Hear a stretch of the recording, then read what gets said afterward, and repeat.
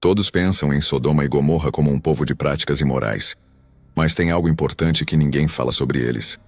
Você já parou para pensar que Sodoma e Gomorra não foram destruídas da noite para o dia? Não foi um incêndio espontâneo, nem um castigo impulsivo. Foi um acúmulo, um passo errado de cada vez, uma escolha ignorada, um alerta silenciado. E quando o céu finalmente desabou sobre aquelas cidades, já era tarde demais. O curioso e assustador é perceber que os mesmos pecados que apodreceram Sodoma continuam vivos hoje, só que mais discretos, mais educados, mais modernos.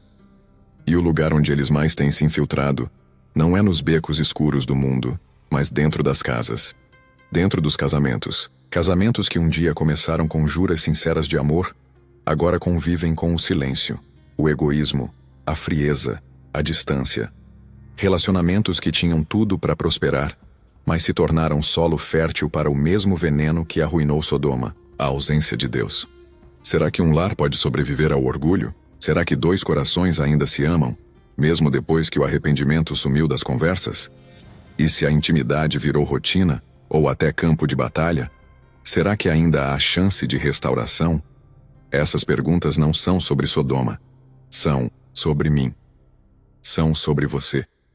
E são sobre a nossa geração, que se acostumou a lidar com o pecado como se fosse parte da decoração da sala de estar. Hoje vamos mergulhar num tema profundo e necessário: os pecados silenciosos que destroem lares cristãos, e o que Deus tem a dizer sobre tudo isso, ainda hoje. Ao longo da história, grandes civilizações ruíram, não apenas por guerras, escassez ou invasões, mas por algo muito mais sutil: a corrupção moral. Babilônia, Roma, Grécia, Tiro, todas floresceram em cultura, arte, ciência e riqueza, mas caíram quando perderam o senso de certo e errado, quando exaltaram o prazer acima do propósito, quando zombaram da verdade e colocaram o ego no altar. A Bíblia está cheia desses exemplos, e eles não estão ali por acaso. Deus deixou um rastro de advertências que apontam para um padrão. O pecado não destrói de fora para dentro, mas de dentro para fora. Começa no coração de uma pessoa, se espalha por famílias e derruba nações. Hoje, vivemos em uma cultura que glorifica a liberdade sem limites, o prazer sem responsabilidade e o amor sem compromisso. Isso lentamente vai penetrando nos lares, até mesmo nos cristãos.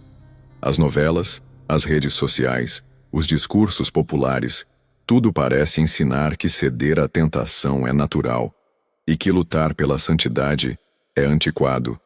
E quando o coração de uma cultura se corrompe, os primeiros a sofrer são os lares.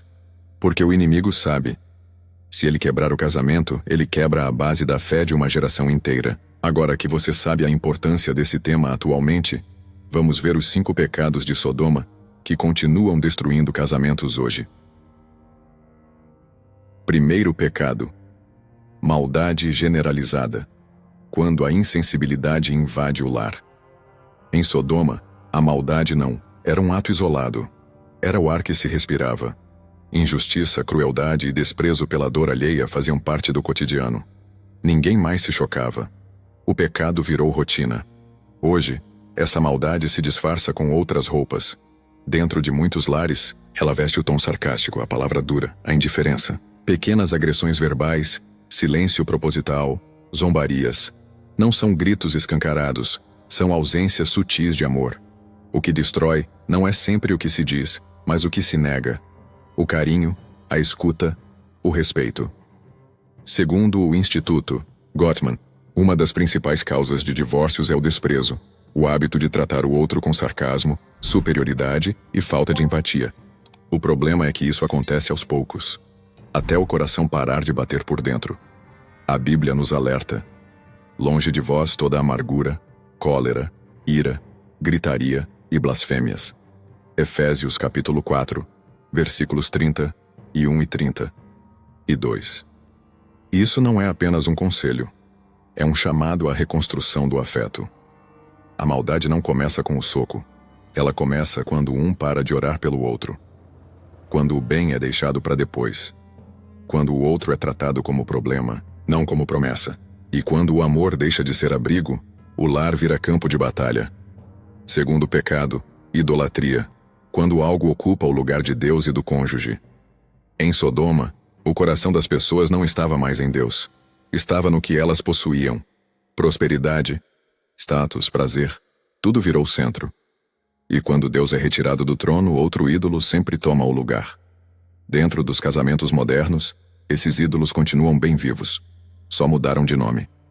Agora se chamam celular, carreira, séries, redes sociais. E aos poucos, o cônjuge passa a ser ignorado como se fosse apenas mais um móvel da casa. O problema não está no celular, na meta profissional ou no descanso merecido. Está em quando tudo isso se torna mais importante do que orar juntos, conversar, sorrir, caminhar de mãos dadas. Está em quando o casal esquece de buscar juntos o reino e começa a construir reinos separados dentro da mesma casa. Uma pesquisa do Barna Group revelou que mais de 70% dos casais que enfrentam crise profunda relatam um distanciamento espiritual. Não é só sobre amor, é sobre a ausência de Deus no centro da relação. Jesus foi claro: buscai primeiro o reino de Deus e a sua justiça, e todas essas coisas vos serão acrescentadas. Mateus capítulo 6, versículo 33. Deus não quer apenas ser lembrado nos cultos de domingo. Ele quer ser o elo entre dois corações todos os dias. O casamento onde Deus é esquecido não quebra de repente. Ele vai se desfazendo em silêncio. Terceiro pecado: perversão sexual. Quando a intimidade se torna distorcida. Em Sodoma, o sexo não era mais uma bênção. Era ferramenta de abuso, violência e dominação. O corpo do outro não era visto como templo, mas como território a ser explorado. O prazer perdeu seu propósito. Hoje, o nome é outro: pornografia. Traição virtual. Uso do sexo como moeda de troca, chantagem emocional ou forma de castigo. Casais cristãos têm sido atacados no centro de sua intimidade, e poucos têm coragem de falar sobre isso. De acordo com o Focus on the Family, mais da metade dos divórcios tem, como um dos fatores principais, comportamentos sexuais impróprios. E o mais chocante: dentro da igreja, 68% dos homens e 33% das mulheres já enfrentaram lutas com pornografia. Isso não é exagero. É realidade. O autor de Hebreus deixou um aviso precioso: seja o matrimônio honrado por todos e o leito conjugal conservado puro. Hebreus capítulo 13, versículo 4. A intimidade entre marido e esposa é algo sagrado. Quando ela é contaminada, não é apenas o corpo que se sente violado, é a alma. A confiança é ferida, o desejo vira desconfiança. E o que era, para ser espaço de conexão, vira território de conflito. A falta de pureza no quarto é, muitas vezes, reflexo da ausência de Deus no coração. Quarto pecado: orgulho e ociosidade, quando o eu fala mais alto que o nós. Sodoma vivia em fartura, mas não fazia nada por ninguém. Era uma sociedade inchada de orgulho e preguiça. As pessoas tinham tudo e não se importavam com ninguém. O orgulho hoje entra no casamento pela porta da razão. Ninguém quer ceder. Ninguém quer dizer, me perdoa. O cônjuge vira adversário. Discutem não para se entender, mas para vencer. E a ociosidade não é só física, é emocional. É quando um dos dois está ali, mas não participa, não ajuda, não elogia, não planeja, não sonha. Apenas está. Um estudo publicado pela Psychology Today revelou que a ausência de humildade e a relutância em mudar de postura estão entre os principais gatilhos de separações. Mas a palavra nos exorta: nada façais por rivalidade ou vanglória, mas por humildade. Filipenses capítulo 2, versículo 3. Casamento não é disputa, é aliança.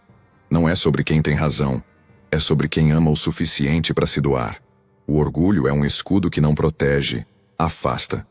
E a ociosidade é um buraco invisível que vai sugando a intimidade aos poucos, até que só reste o silêncio. Quinto pecado: falta de arrependimento, quando o pecado vira hábito no relacionamento. Em Sodoma, o pecado não era mais escondido, era celebrado.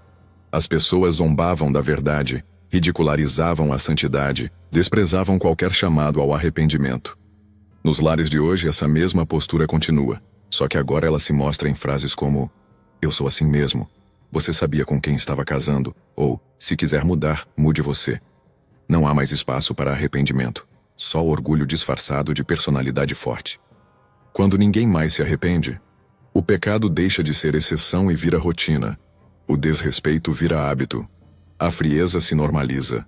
A distância entre os dois cresce até virar abismo. Segundo o Gottman Institute, em casais que conseguiram restaurar seus lares após infidelidade, o primeiro passo sempre foi o arrependimento sincero.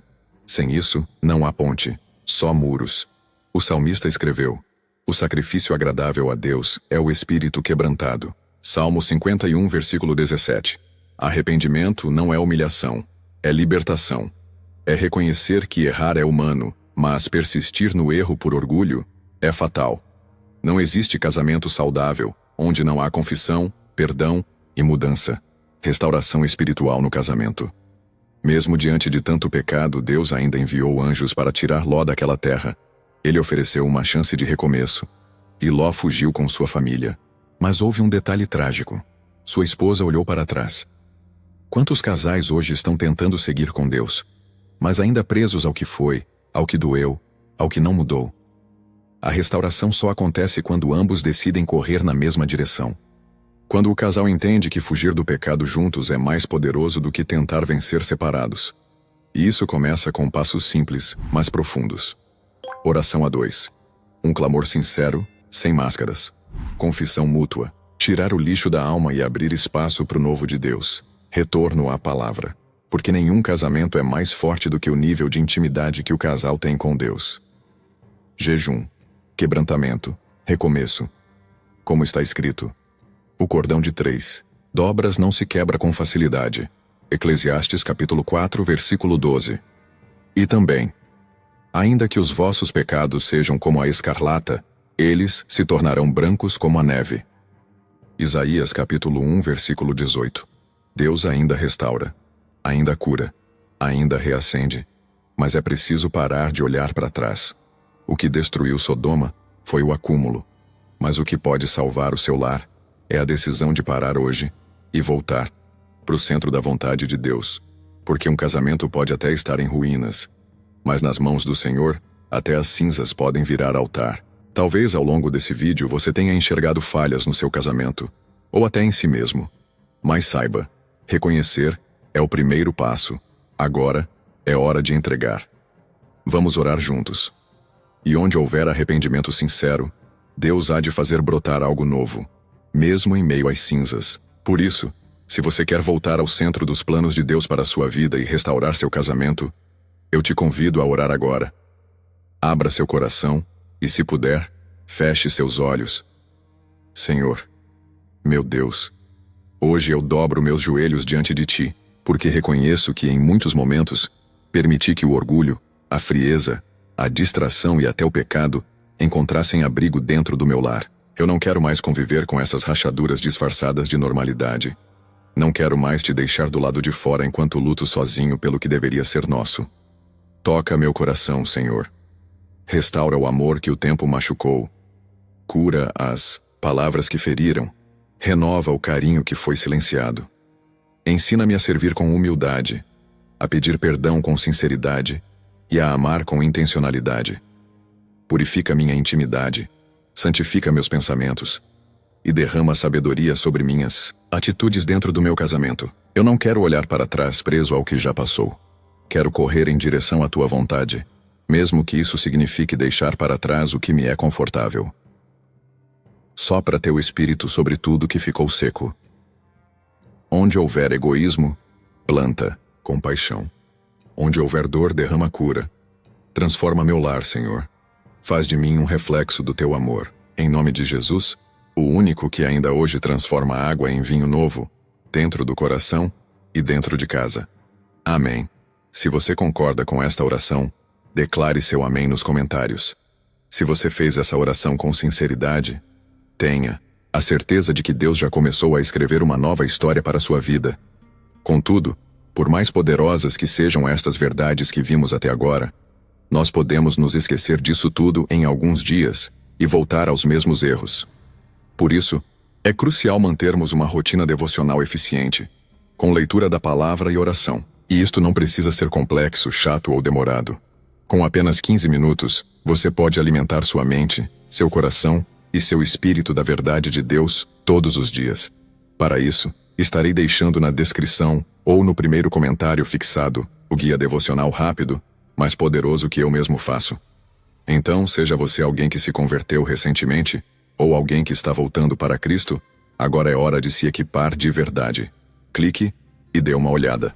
E se você quiser mais mensagens edificantes como essa, inscreva-se no canal. Muito obrigado por ficar comigo até aqui e que Deus te abençoe poderosamente.